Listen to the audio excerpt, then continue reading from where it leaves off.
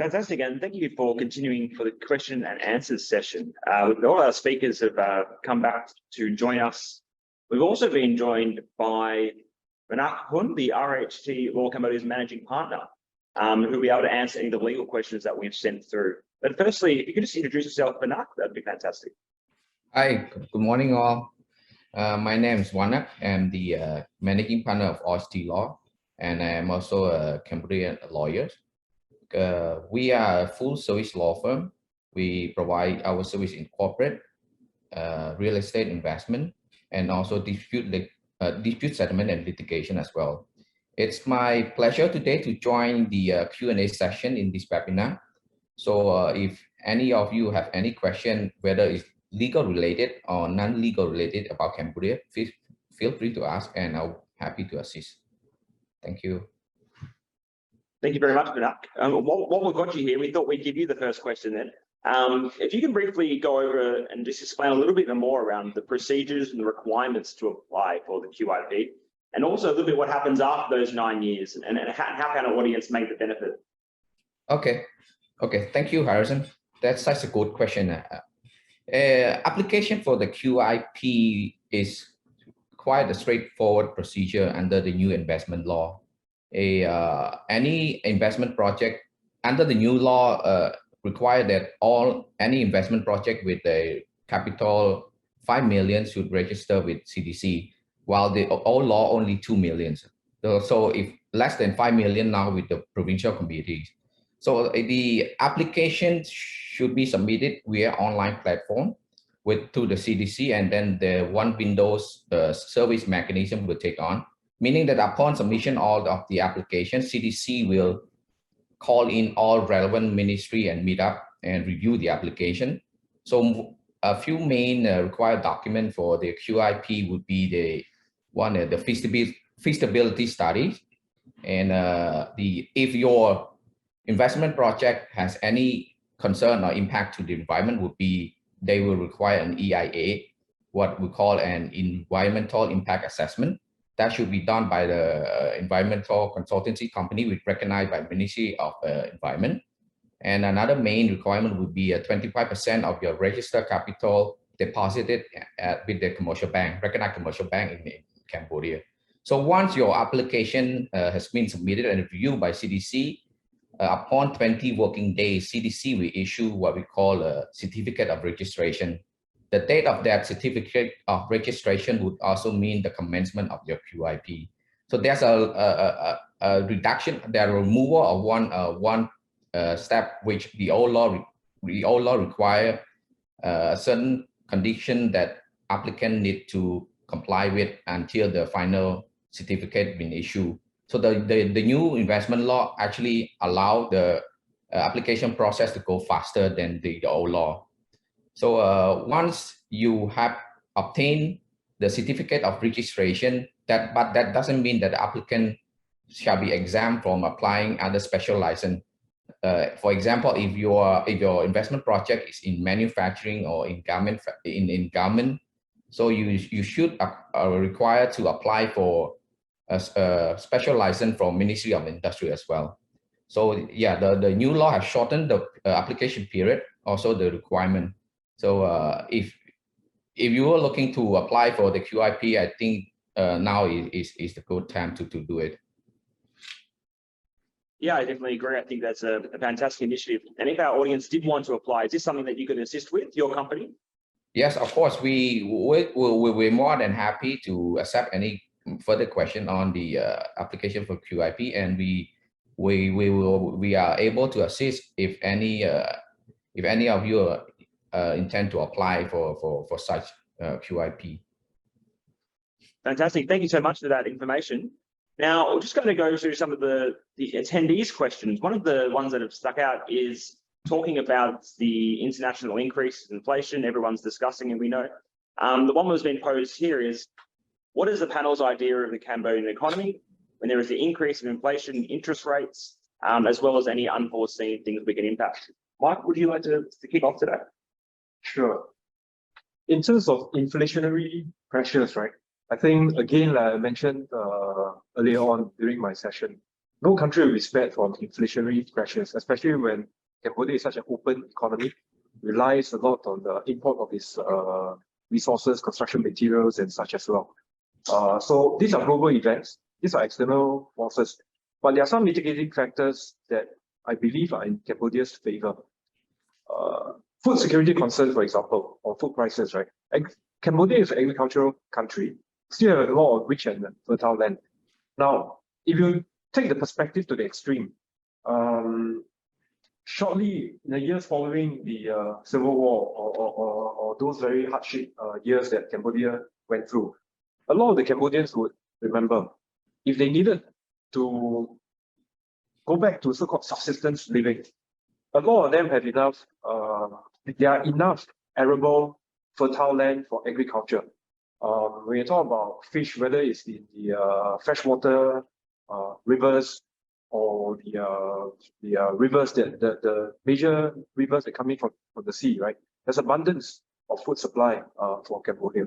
So in a way, that's one mitigating factor that they have. And the good news is that the Cambodian government and various organizations and associations, they are now dedicating more resources and effort into organizing the agricultural sector, right? But of course, inflationary pressures are as such because of oil and gas prices and so on. There's only a certain element that you can mitigate. But then again, it's also very similar to what other countries are facing. The other question is about rising interests in the West and US. I think what the question means is that is referring to the increase in interest from the West and US about Cambodia, right? This is nothing new. I think Kelvin and the rest of the speakers around the table already have acknowledged that even far beyond the time when I was here as the ambassador, there's already been unwanted and undivided attention from the West about Cambodia. The fact of the matter is this, right? Whichever research, whichever publication, resource that you turn to, whoever think tank that you can speak to, right? Cambodia is a proxy between the West and China and other powers. And unfortunately for certain countries, right, their proxy status is what may have exacerbated certain perception and perspective about it. So rather than dwell on the undivided attention that Cambodia is getting, we would prefer to look at the encouraging and favorable factors that Cambodia enjoy. What are the factors that can actually help it along its longer-term growth strategy?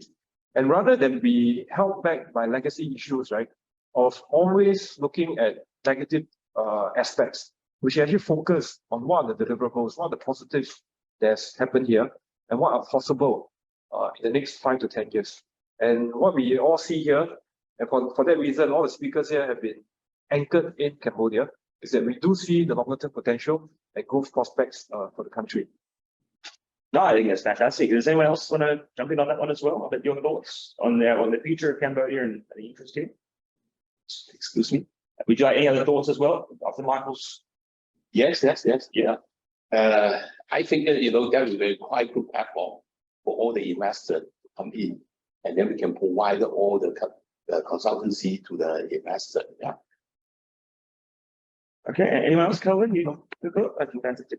Now, moving on to one of the second questions we've come in. This one's for all the speakers I can see. It's an interesting one. They've asked, what are the marketing challenges for our businesses in Cambodia? Kelvin, would you like to start with this? Yeah. What have been challenges? I think back to what I mentioned just now. You've got to understand the market. You've got to localize yourself here for a period of time. You need to have a medium-term horizon. I think that if you spend enough time here, the expertise, you will be able to understand whatever industry you're in and look at what are the opportunities available. And I think that it's important for you to not think that you can remove control and control your stuff remotely. I think yes, with the rising use of work from home and Zoom and all that, that helps. But I think at the end of the day, we have a very hungry workforce.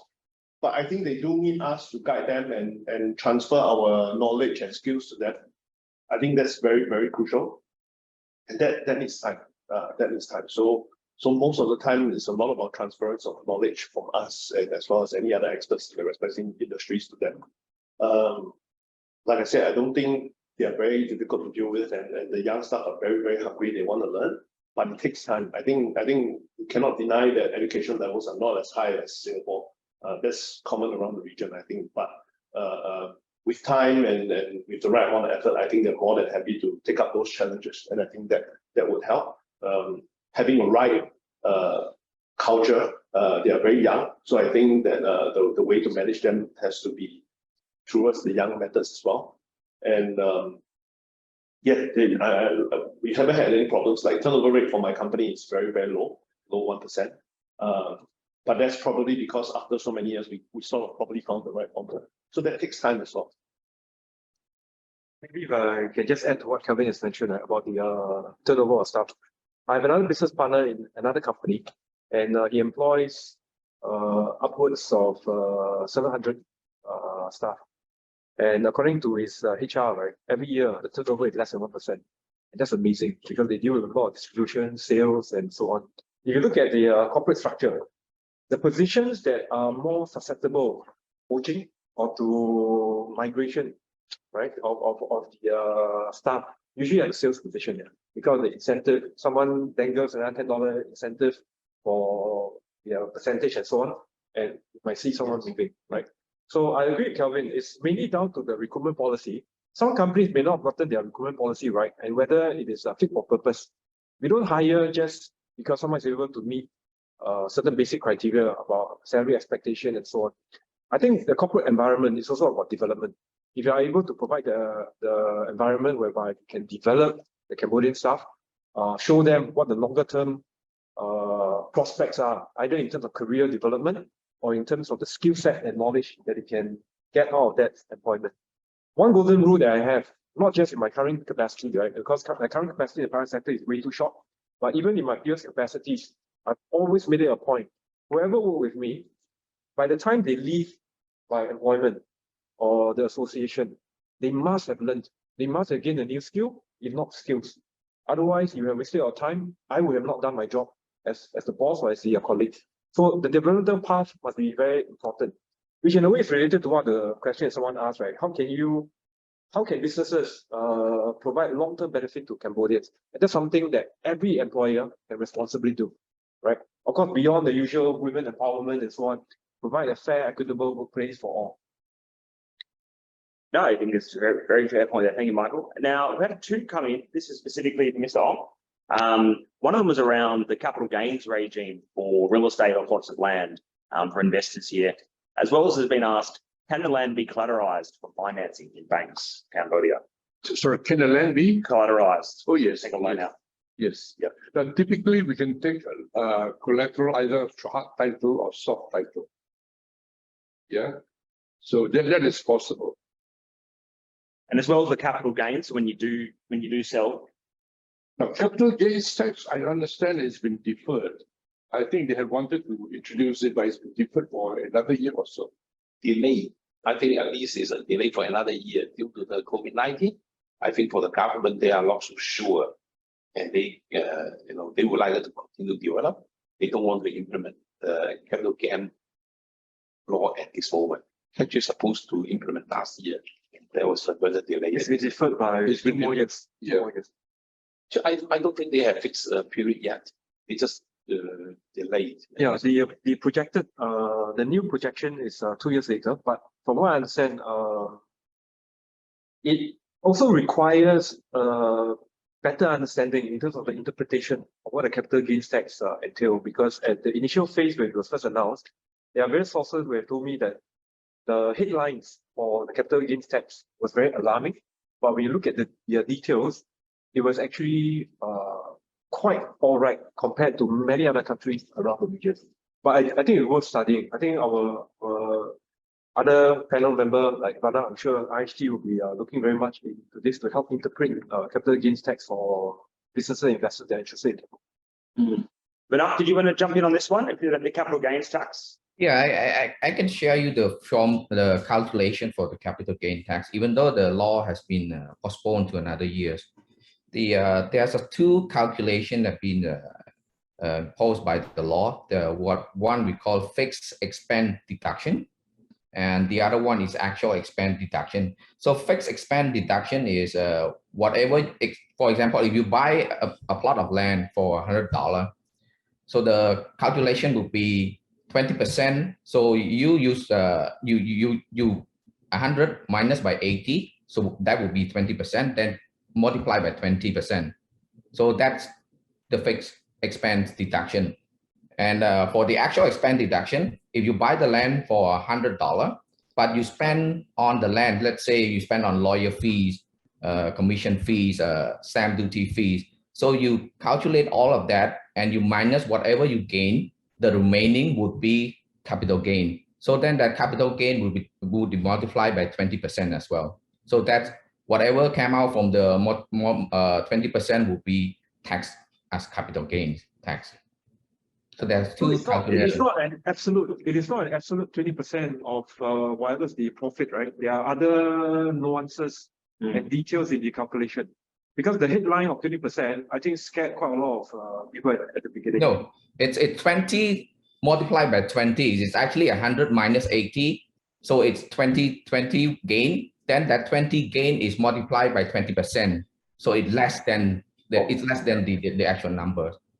And that's what we call fixed expense deduction. Thank you very much. Now, we've had another question come in. It's always a question we get sometimes. Has anyone on the panel faced a corruption situation here? And how have you overcome it? Does anyone want to answer that one? I think you want to say it? Yeah. I wanted to start off by asking whoever or whichever group is the one who asked this question, right? First, you have to define what is corruption. And let me just reflect back on a couple of experiences that I had in my previous capacity when I met with some of the business delegations and so on. In the initial years, right, of my term of office from 2017 to 2018 at the time, a lot of business delegations started to come up. And this is one of the favorite questions that they ask. Sir, is there any corruption here? And I would normally throw the question back to them. Now. Tell me, other than Singapore and maybe some Nordic countries and perhaps New Zealand, right? Which other country do not have some form of unofficial payment? I don't like to use the word corruption because there are many countries which have reached a level of sophistication whereby they don't use the word corruption. But you know all the other practices, right? According to certain benchmark, they fall into the very broad definition of corruption. Now, for those who have already established a business or invested or visited emerging economies, developing countries before, you would know that the system is still being developed. Controls, checks and balances, measures are still being refined. Now, just because the system is not congruent or not consistent with what you know in Singapore or what you know in certain other countries, right? Does it then mean that it's corruption? So you have to be very careful in how you define it. And if anyone does face a situation where you would classify as according to this definition, then for Cambodia, for example, speak to one of the more experienced businessmen who've been established here, especially those with a credible, reputable background status. People like Mr. Ong from Phillip Bank, right? You will know how to guide you, how to deal with it. Vanat, IHT law as well, because it's legal, right? I mean, Kelvin is something there. Yeah, I think like I mentioned just now, it's very important to really understand the culture of the country or any country basically invest in. Looking at the region, even Myanmar, Bangkok, I mean Thailand, Vietnam, I think it's all the same. I think a big misconception is that if you're going to bring in your whole Singapore methods and expect another country to be the same, I think that's very difficult. I think that's as with any countries that you go and invest into, even China a few years back. So I think that what's important is to understand the local culture. See whether your product fits and whether there's a demand for your product in whatever industry you're in. And I think that depending on which industry you may or may not face some, I think that you just got to learn how to maneuver around it accordingly. And I would say that, like what Michael mentioned, controls are being put in place, but it takes some time for everything to be implement and really be on full force to be like Singapore, which we're also used to. But I think that we've got to be a bit more nimble and be a bit more agile in terms of decisions that you make and people you work with and But I wouldn't say that it's not manageable. I think we've all managed to work around it or manage it accordingly. I think that's probably a very good way to conclude what we've been speaking about today, which is it's very important to understand who you're doing business with. And if you do have any of these questions or concerns, speak to people like I've been speaking today. I think the nuances involved will be very important. Yeah. So I just want to thank everyone so much for being involved today. I really hope our participants have been able to get a bit more information, and hopefully we've busted some myths, which is the whole purpose of why we're here. As well, we're going to be putting up all the speakers will have their coming online in a second. We're going to have all the information. If you do want to ask any further questions, or if any of the questions you wanted a bit more of an elaboration on, if you've got a pen and paper there, you can take down everyone's emails. I believe there's Telegram and WhatsApp there as well. And we will send all this information out via your emails once you've registered. I believe also the recording of the webinar, if you want to watch any specific speaker again, or you want to hear again some of the points that were made, will also be made available to you. We also recommend, if you can, any suggestions or further requests, or in the future, if this was to have another go, what you would want to hear more of, and anything else, we can also try and get in contact. Of course, as you can see, aquariibd.com also has a fantastic option and an amazing calculator. If you want to just jump on there and you can get some of the basic figures, or if you are considering setting up a business here. So again, I want to thank everyone today for their time. Hopefully the participants have really understood a little bit more about Cambodia, and I hope we can get some more follow-up in the future. So again, thank you very much, and thank you. Thank you. Thank you. Thank you.